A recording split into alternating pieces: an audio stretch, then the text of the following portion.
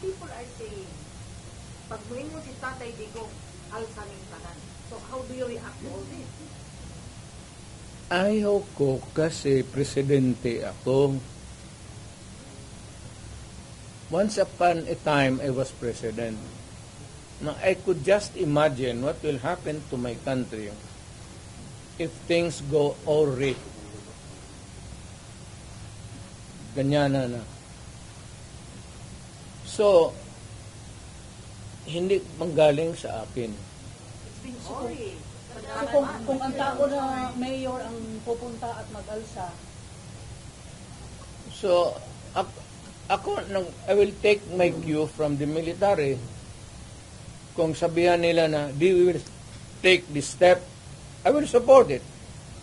Sige, Mayor, samahan mo kami, magpunta tayo doon sa, tignan nating record. We will ask. Tapos, ganun. I will follow. As the former president, do you see the repeat of history? No. Leave me out. Ako basta kung may ganong uprising, sinabi ko na sa kanila, I'm out. Wala akong participation. But will you not? No nothing. So it's just No nothing. you're just airing out as a citizen. Mayor, I mean, To enjoin them to opt out. what? To opt out from supporting what you said was Durong is the president. Are you not going to enjoin them to opt out? That's civilian na ako. I have no authority to order No, them not to order, but just to enjoin them or and I am not enjoining them. I am not telling them anything. Ito lang ang tanong ko sa military. Hanggang kailan kayo magsuporta ng drug addict? Yes, about 4 years. Ngayon magsabi, yes sir, we are a loyalist bunch of sabihin ko sa Pilipino, taga Davao, sabi nitong mga military natin, okay daw.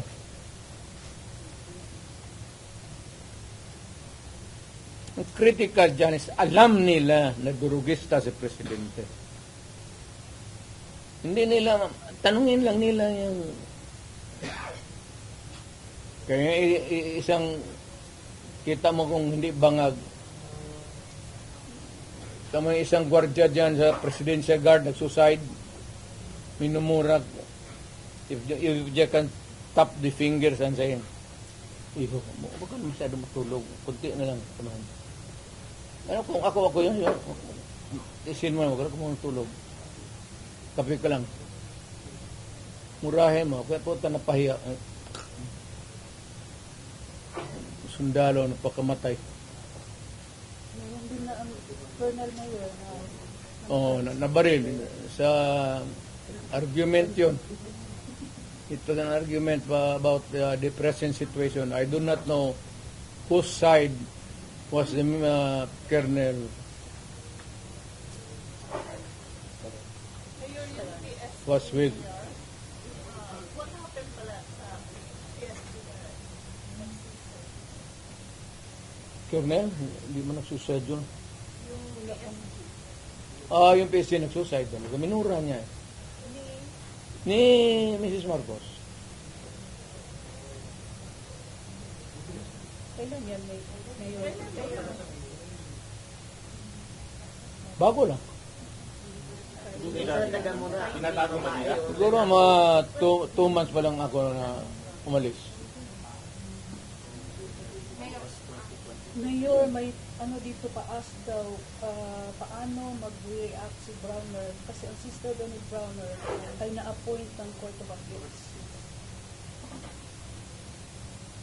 So, Browner is a non-reactive soldier.